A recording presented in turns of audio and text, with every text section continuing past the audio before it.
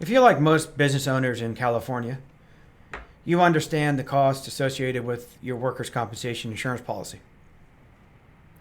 In many cases, your rate or the cost of your policy is something you can't really control. It's produced by the insurance carrier, and maybe the underwriter has other factors that they use. But in lots of cases, the rates are determined and filed with the Department of Insurance. However, one key factor or one key ingredient in determining your workers' compensation rate is the experience modification rating factor, or the EMOD. The EMOD is a factor that is determined by the Workers' Compensation Insurance Rating Bureau of California. They gather the pertinent data from your insurance companies, and then they release your EMOD factor if you qualify. Once the EMOD factor is released, it has to be used. It has to be used by either your current insurance company or any future insurance carriers when you go to quote or rate a policy. I recently wrote a blog to answer the many questions I receive about EMOD factors, and I want to point you to that in this video, and also share some other advice for you that could help going forward with your EMOD. Stay tuned. I'll be right back.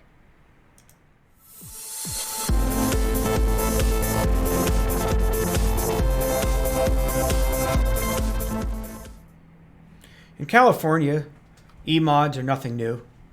They've been around for quite some time, and if you're newer to a business in California, or maybe you haven't hired employees, or maybe you just hired employees, I should say, an EMOD might not be something that you're too familiar with. But if you are a work comp policy holder and you've had history, and you have had employees for some time, you've had previous work comp policies, you know what an EMOD is. Here at my agency, we focus heavily on experience modification factors. We work closely with the insurance carriers and the WCIRB to make sure the mod factors are correct. If you're a current policyholder of my agency or myself, we do have reports that we can generate to check to make sure the data received by the WCIRB is correct. Also, we use reporting tools here to determine future mods if your mod is either elevated or discounted. So that's all stuff that we work on here internally. Recently, I wrote a blog. I get a lot of questions about mods, and I want to show you how to get to this blog. If you go to my website at foagency.com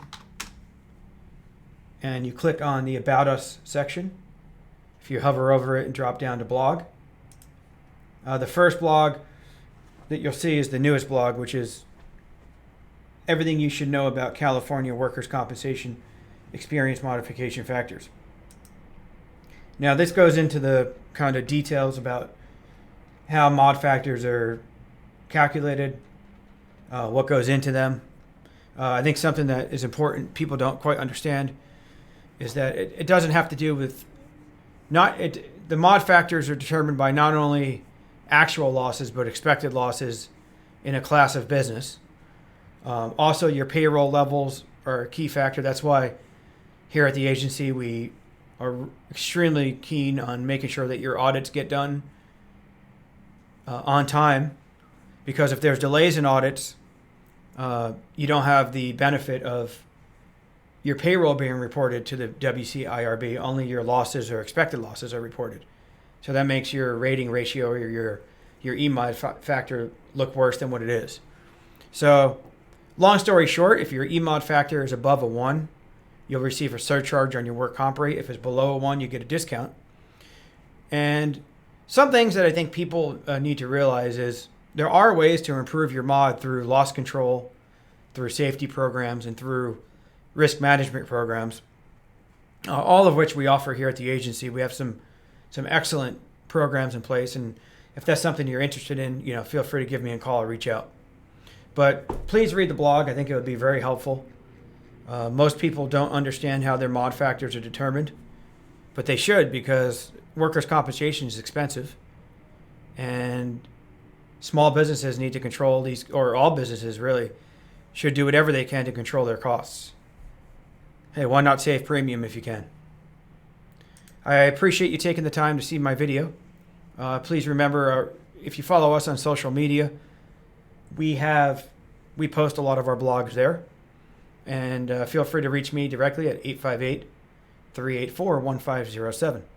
Thanks again for your time. You take care.